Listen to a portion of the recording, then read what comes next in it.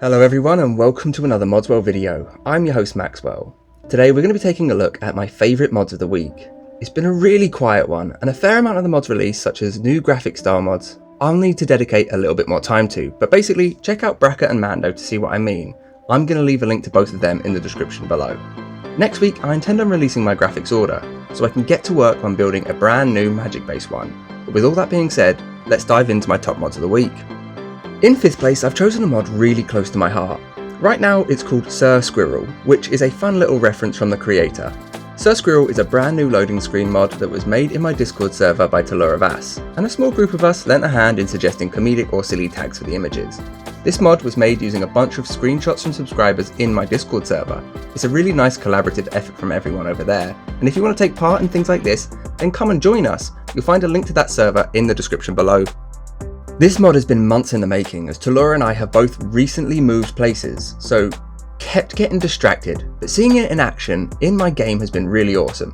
As I'm making a graphically focused load order, and I think it's going to slot in really nicely and fix one of the more boring aspects of the game, which is just those tedious load screens. We toyed around with a few ideas like making the tags lore friendly, useful information or something similar, but in the end we just wanted it to look nice and be more fun than vanilla, and I think that's been accomplished. Naturally I wanted to put this in first, but maybe that's me being a little bit biased. However, there was no way I was going to leave it out. I hope we do more things like this in the future as a fun group project for everyone to take part in. The last thing to mention is this mod is going to set you back 37.2 megabytes. This is pretty standard for a loading screen mod, but it's 100% worthwhile. Currently, it's sitting in the work in progress section, but should be fully released shortly after this video is. Exciting times. Naturally, this mod can go in the menu, UI and font changes section of your load order, and it won't interfere with anything else from there. Up next is going to be Pine Retexture by Solomon. This mod is a first of its kind for us. Simply put, it's going to really improve upon the pine needles in your game. Whilst we have a ton of tree retextures, I still often find myself somewhat underwhelmed by the leaves, which are often ignored or simply just increased in number. But this mod is going to see to that, and there's a reason I think this is important. Firstly, it can be used with your favourite tree replacers to bring them up to scratch. I, for example, am using SFO, however, the leaves here are designed to work with EVT or even vanilla trees due to the LOD colour. But I'm having no issues with SFO Definitive, which is still looking great.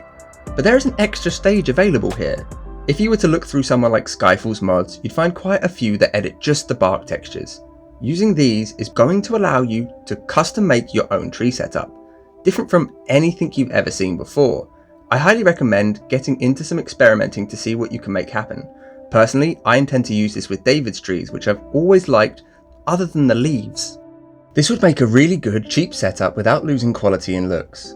This is all easily possible because of the cost in fact. This mod is only going to set you back 9.3 megabytes. This is crazy cheap when you consider it covers all the pine trees, including the snow-covered ones, and that it uses 4K diffuse and 2K normal textures, which is the same as vanilla. But I'm actually not done yet. There's another very similar mod that was released directly afterwards, which is the Premium Pine Upgrades 8K. This is basically a ton of the same features, everything I've already said but twice the resolution. That's pretty awesome, right? But let's be honest, this is going to give you a few issues in really heavy orders. 8K leaves is like saying, hey Foolcreek, let's walk through some treacle. But if you manage your game right, you're probably going to have the most beautiful game imaginable. It's a tough trade-off, but I know a ton of you will want to give this a shot. And for 48.7 megabytes, it's actually amazingly manageable.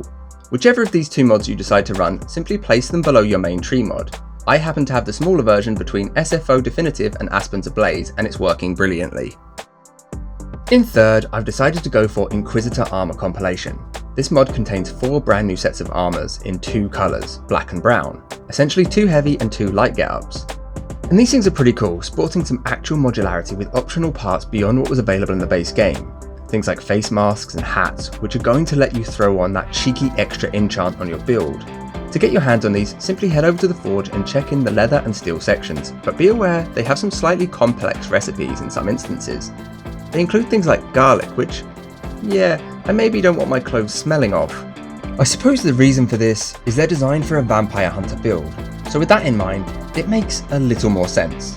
Generally speaking, I'm a fan of recipes like this as they help to slow down the power creep and ensure that you can't just run them in the early stages of the game, which makes it overall more fun. I said earlier, these were designed for a vampire hunter build. This is quite apparent when looking at them, as they clearly have taken pieces from the Dawn Guard sets. It's a get-up that I wouldn't be surprised to see in a game like Bloodborne 2, which I find extremely cool. I really like the hat and face coverings and could see myself playing with the light set, probably in the brown colour in a future playthrough, maybe in an order that focuses on vampires and more creatures of the night. Whilst these are not as threatening as some of the other sets out there is a level of mystery to the look that I'm really appreciating. You'll be able to get your hands on all of this in either 1K or 2K for 40 and 71 megabytes respectively, and in a shocking twist, the 2K is the one I'm actually going for. Normally, I side with the space saving of 1K, but I don't think the cost increase breaks the bank here, certainly not for how many small parts there are in the set, or the visual improvements from 1 to 2K. Naturally, if you are trying to save space, then there is nothing wrong with the 1K here though, so don't worry about that. I'd really love to see these used in the future as a high-level Dawnguard replacer, or in addition to their leveled list to add some variety, but for now that isn't the case, so simply place this mod into Pure Craftable section in the logical load order for the best results. In second, I've chosen Hit FX. This mod is something I've wanted for a little while now. Usually in vanilla combat, a hit is barely of note. Sure, there are sound cues and sure the health starts to fall down, but this is the next stage in the realistic evolution of battle. With Hit FX, every time you make contact with an enemy, sparks will begin to fly. This includes hitting an armor piece or a weapon and will also happen as you're hit as well. It's quite a dramatic addition to what you've been seeing on screen, but the dull thud of the vanilla game really needed some spicing up, and I see this as a good way around that problem. There were some really cool moments whilst testing this mod, such as the Battle for Whiterun where sparks were flying all across the field. I was expecting to see some dips in performance here due to what was going on, but I'm pleased to say that simply wasn't the case. I can also confirm this is compatible with other animation mods as well as sound mods and combat mods. This, coupled with its tiny size of 607.2 kilobytes, makes the mod extremely easy to use and worthwhile as an addition to your load order. I'm slowly building up a list of mods that just make sense in any order and don't interfere with any other aspects, my quintessential plug-in and play mods. I'd like to make a video on that in the not too distant future.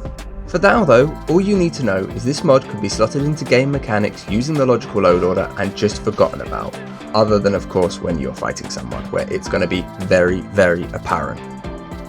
And finally it's time for my favourite mod of the week. This time I've gone for Simplicity of Snow. This mod is essentially going to be the replacement for No Snow Under the Roof. I always really liked that mod, but I had a few issues that seem to be fixed here, so let's take a look at what's going on.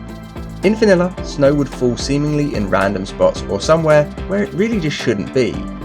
Look at the buildings in one of the northern towns. They would seemingly be entirely unaffected by the snow that's around them or likely falling on them. Well, this mod ensures there's a sprinkling of snow on the roof, on the floor and the stairs. However, if there is a shelter, it will not be under there. Unlike most other mods attempting something like this, the snow isn't basically just painted on white. It actually looks like a dusting of snow has settled in certain places. This mod is meant to be used with a static mesh mod, so that when the snow is settled on top of certain in-game objects, they have a 3D mesh for them to land upon. Basically, this is just going to make it look so much more natural. I've been playing with this since I first saw it pop up and I really appreciate the understated quality of the mod. It's one that you'd like to see in any immersive or realistic order. I'm particularly fond of how the snow has settled on the roofs, but here's what's great. This mod uses your snow textures to keep a high level of consistency throughout the map. It's also worth noting it's highly compatible with many other mods to allow you to get your desired look.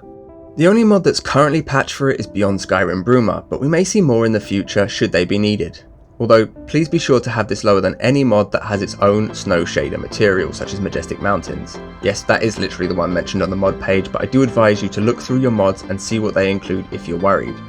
Personally, I've put this in minor exterior edits and so far, so good. I guess there's just one thing left to talk about and that's the cost. At 33.9 megabytes, it may be slightly expensive for a snow edition, which doesn't even include textures. However, if you want your game to be looking top level, then I think this is a must. It's performing many tasks and it's doing them all extremely well, so I highly recommend checking this one out. But on that, I am going to call it. If you'd like any extra assistance with these mods, your load order, or even just a nice place to chat, then come and join my Discord server. You'll find a link to that, as well as the Xbox Mods subreddit in the description below. I've also left links to each of the mods mentioned down there too.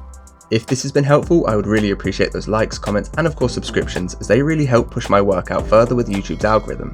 Either way, thank you for watching to the end, and I really do hope to see you in the next one.